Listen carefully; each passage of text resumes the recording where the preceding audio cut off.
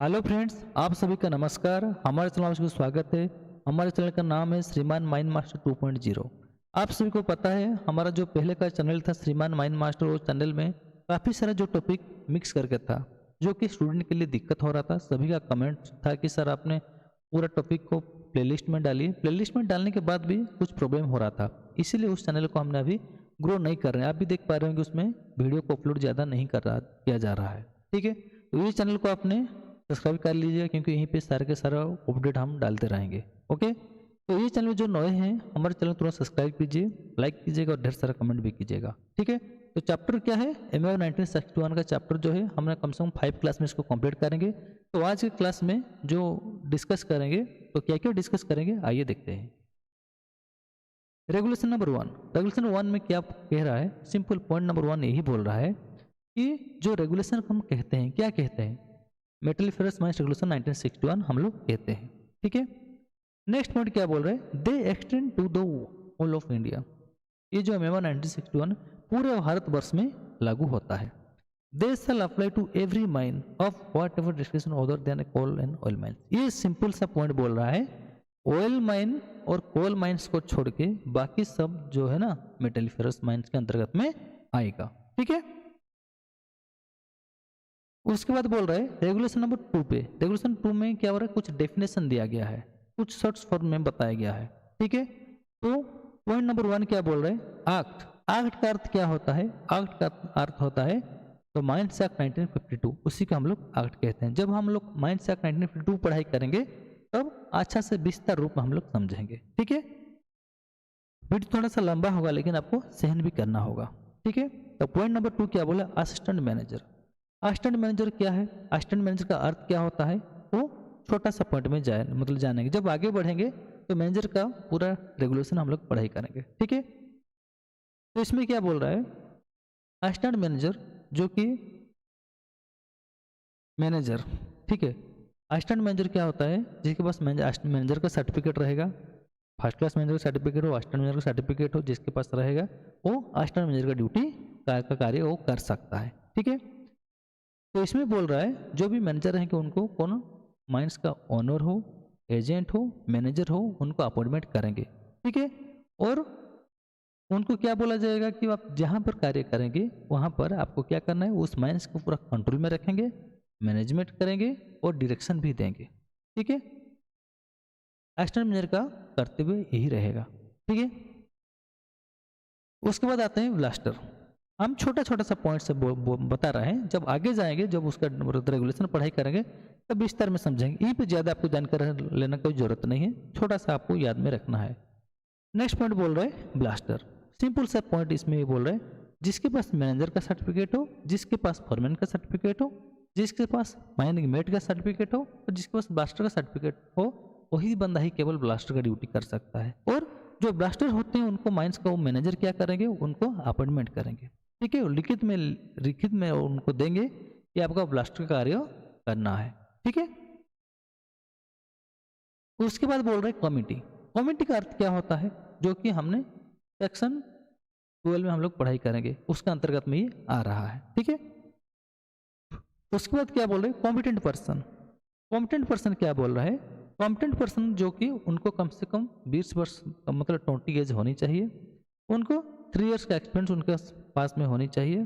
ठीक है, सिंपल यही मेन पॉइंट आपको रखना होगा। तब तो उनको कौन अपॉइंटमेंट करेगा, मैनेजर अपॉइंटमेंट करेगा। उनको जहाँ पर भी, चाहे मशीनरी के पास हो, कोई भी इक्विपमेंट के पास हो, कहीं पर भी उनको सुपरवाइजर का काम कार्य करने के लिए दिया जाएगा, अपॉइंटमेंट किया जाएगा, तो वहाँ पर वो अपना कार्य करेंगे। कॉम्पिटेंट पर्सन जो है ना, रेगुलेशन 41 में हम लोग अच्छा तरीके से हम लोग डिस्कस करेंगे। ओके, शायद 42 है। ओके, कन्फ्यूजन हो रहा है, उस टाइम हम लोग देख लेंगे। ओके, अभी आते हैं एक्सप्लोसिव। एक्सप्लोसिव क्या होता है, एक्सप्लोसिव जो कि हम लोग रेगुलेशन 152 से हम लोग जानकारी लेंगे। तो इसमें छोटा सा याद रखिए, जो इंडियन एक्सप्लोसिव होता है एक्ट 1884 होता है।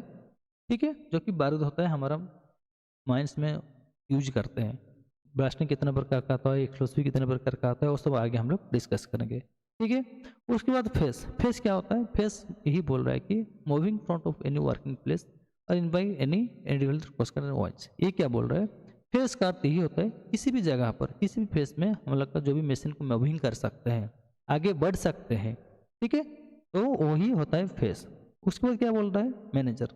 मैनेजर का अर्थ ये होता है जो कि फर्स्ट क्लास मैनेजर होता है वो क्या होता है, मैनेजर का अर्थ क्या होता है, मैनेजर ये होता है वो section arc connective to section 17 के अंतर्गत में वो आएंगे, ठीक है, तो उनको ऑनर एजेंट उनको जो है अपॉइंटमेंट करेंगे। सिंपल इतना छोटा सा पॉइंट इसमें रखिए, जानकारी रखिए, आगे हम लोग आगे बढ़ेंगे उसमें जो आएगा रेगुलेशन तो उसमें हम डिस्कस करेंगे। उसके बाद बोल रहे हैं point number 9 mine foreman. Mine foreman कौन है, इसका अर्थ क्या होता है, जिसके पास मैनेजर का सर्टिफिकेट हो, जिसके पास सेकेंड मैनेजर का सर्टिफिकेट हो और जिसके पास फॉरमैन का सर्टिफिकेट रहता है वही बंदा माइनिंग फॉरमैन का ड्यूटी कार्य कर सकता है।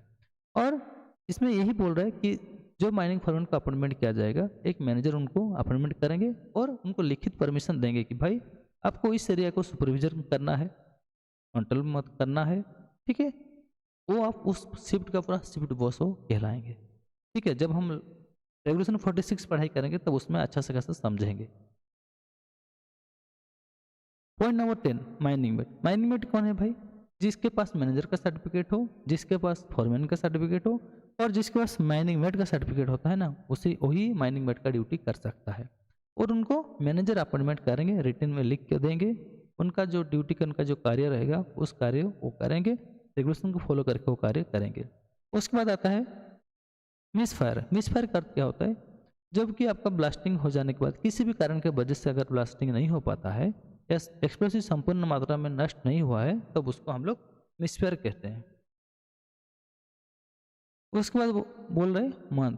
मंथ का अर्थ क्या होता है, एक महीने का अर्थ क्या होता है, 1 मंथ जो कि 1 से लेकर के 30 तक, 1 से लेकर 20 तक, 1 से लेकर के 31 तक जो कैलेंडर ईयर मंथ होता है ना वही मंथ होता है, ठीक है।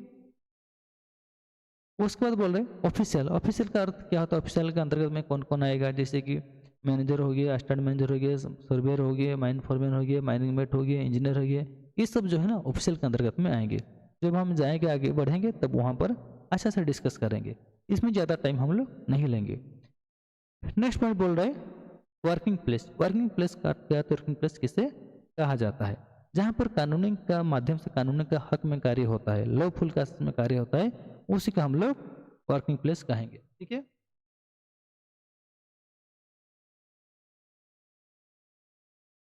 ओके, अब आते हैं रेगुलेशन नंबर 3।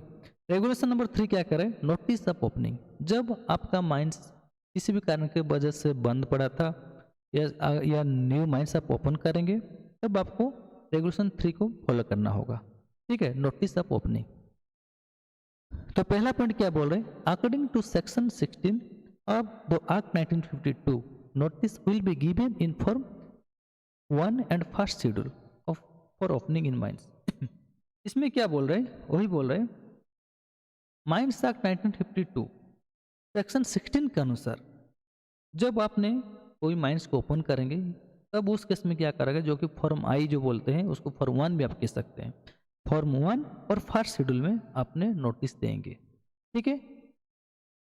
नोटिस किसको देंगे वो सब आगे जानेंगे। पॉइंट नंबर 2 क्या बोल रहे हैं, a copy of this notice will be send to the regional inspector. ये क्या बोल रहे हैं, जो आपने माइंस को ओपन करने के लिए चाह रहे हैं उसका एक कॉपी जो है ना, जो नोटिस आप देंगे, किसमें नोटिस दे रहे हैं, फॉर्म 1 और फर्स्ट शेड्यूल में जो आपने नोटिस दे रहे हैं उसका एक कॉपी जो है रीजनल इंस्पेक्टर के पास आपको सबमिट करना यानी भेजना है, ओके।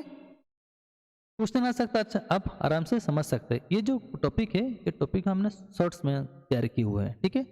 इसका पीडीएफ भी हम लोग दे देंगे जब ये वीडियो कंप्लीट हो जाएगा। पॉइंट नंबर 3, पॉइंट नंबर क्या बोल रहा है, along with the form we will also send the plan of the mine and will also show the boundary pillars of etc in the same plan। ये क्या बोल रहे हैं, उस फॉर्म के साथ, यह फॉर्म जो फॉर्म हमने दे रहे हैं नोटिस दे रहे हैं फॉर्म 1 और फर्स्ट शेड्यूल में जो दे रहे हैं रीजनल इंस्पेक्टर के पास जब हम भेज रहे हैं तब जो फॉर्म के साथ क्या देंगे, उस माइंस का प्लान वो देंगे हम, ठीक है। माइंस का प्लान देंगे, उस प्लान में हम लोग शो करेंगे कि वहाँ पे बाउंड्री कहाँ पे है, पिलर कितना है, कहाँ कहाँ पिलर हमने दिया हुआ है, ठीक है। रेवेन्यू पिलर कहाँ पे दिया गया है, कहाँ पर शाफ्ट दिया गया है, ये सब सारे के सारा चीज ना जो आपको दिखाना है। ठीक है, उसके बाद क्या बोल रहे हैं, पॉइंट नंबर 4, पॉइंट नंबर ये बोल रहे हैं if any changes is made above the boundary of the mine then a new plan will have to be prepared and submit with in 7 days. ये क्या बोल रहा है, जब कुछ चेंजेस करना हो, कहाँ पर आपका बाउंड्री का ऊपर में अगर कुछ चेंजेस करना हो, तब उस केस में कम से कम 7 डेज के भीतर आपको उसको प्रिपेयर करके फिर आपको सबमिट करना चाहिए। ठीक है, sorry, next point,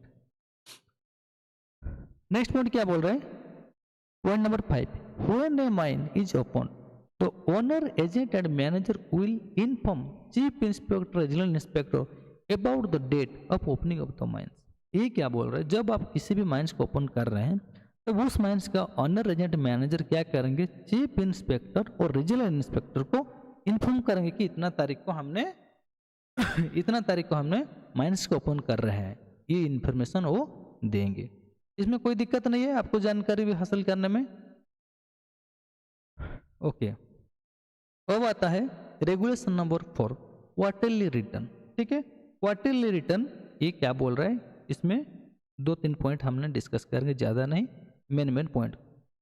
point number 1 क्या करें, owner agent and manager will send it to chief inspector regional inspector on or before 20 January and April, January and October every year।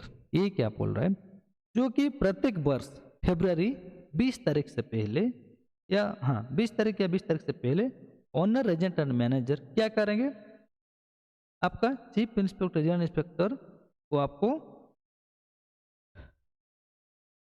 Chief inspector regional inspector के पास वो भेजेंगे। ठीक है, simple सा point है, क्या बोला, पहला पॉइंट यही बोल रहे हैं, owner agent and manager chief inspector general inspector को प्रत्येक 20 तारीख जनवरी का पहले या 20 तारीख आपको मतलब उस डेट में आपको भेजना है। ठीक है, क्वार्टरली मतलब 3 महीना में एक बार आपको भेजना है क्वार्टरली रिटर्न।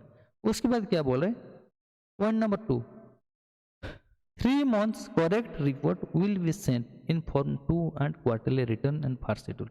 ये क्या बोल रहा है, जो कि फॉर्म आई क्वार्टरली रिटर्न किस में भेजेंगे क्वेश्चन आ सकता है, क्वार्टरली रिटर्न जो है आपका फॉर्म 2 जो कि हम लोग फॉर्म आई बोलते हैं। ठीक है, फॉर्म 2 और फर्स्ट शेड्यूल में हम भेजेंगे।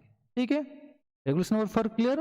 रेगुलेशन फॉर पॉइंट नंबर 1 क्या बोला, सब माइंस का ऑनर एजेंट मैनेजर क्या करेंगे, चीफ रीजनल इंस्पेक्टर को 20 तारीख जनवरी का पहले आपको क्वार्टरली रिटर्न भेजना है।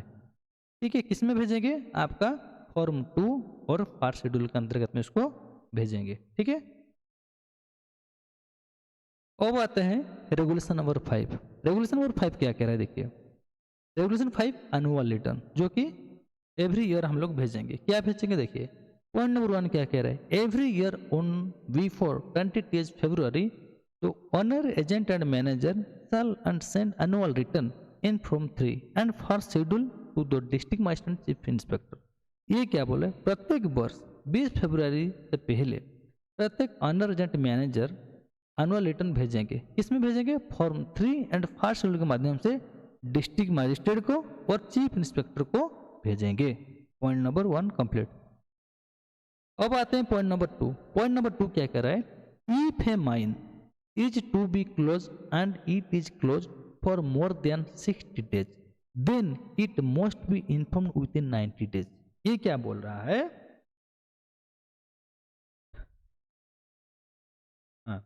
यदि कोई माइंस को कोई भी माइंस का ऑनर क्या करेंगे, इस माइंस को हमने बंद कर देंगे। ठीक है, कोई भी माइंस को जब बंद किया जाता है या 60 दिन से ज़्यादा आपने माइंस को बंद करके रखा है, तब उस केस में क्या बोल रहा है, तो वो 90 डेज के भीतर आपको इन्फॉर्म करना है कि हमारा जो माइंस को हमने कुछ दिन के लिए बंद कर रहा है। ठीक है, तो इसके लिए आपको नोटिस देना होगा। ठीक है, तो क्या बोल रहा है, पहला पॉइंट क्या बोल रहा है, पहला पॉइंट यही बोल रहा है कि प्रत्येक मतलब फरवरी 20 तारीख से या 20 तारीख से पहले ऑनर जनरल मैनेजर क्या करें, डिस्ट्रिक्ट मजिस्ट्रेट और चीफ इंस्पेक्टर को फास्ट शेड्यूल में फॉर्म 3 में भेजेंगे, उसका संपूर्ण विवरणी प्रदान करेंगे। ठीक है, नेक्स्ट पॉइंट क्या बोल रहे हैं, अगर कोई भी माइंस का ओनर क्या करेगा, माइंस को बंद कर रहे हैं, ठीक है, माइंस का अगर 60 डेज से ज़्यादा अगर बंद पड़ा है तब उस केस में 90 डेज के भीतर आपको इन्फॉर्म करना है। ओके, नेक्स्ट पॉइंट क्या बोले देखिए when the owner of the mine changes it will be inform with in 30 days. ठीक है, ये क्या बोल रहे हैं, जब माइंस का जो ऑनर अगर कुछ चेंजेस होता है तब उस केस में क्या किया जाएगा, 30 डेज के भीतर आपको इन्फॉर्म करना होगा। ठीक है, थैंक यू दोस्तों, आज का टॉपिक हम यहीं पे रखेंगे।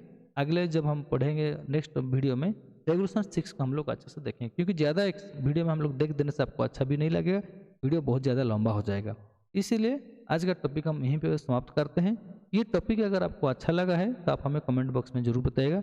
अगर एडिटिंग के माध्यम से कुछ अगर थोड़ा सा इमेज हो या कोई भी पॉइंट आपको अगर अच्छा से नहीं दिख रहा है, कुछ आवाज़ में प्रॉब्लम आ रहा है, तो आप हमें कमेंट करके बता सकते हैं, तो उसमें हम सुधार भी ला सकते हैं। ये टॉपिक अगर आपको अच्छा लगा है तो आप हमें प्लीज़ कमेंट्स जरूर बताइएगा, लाइक कीजिएगा और शेयर भी कीजिएगा। धन्यवाद।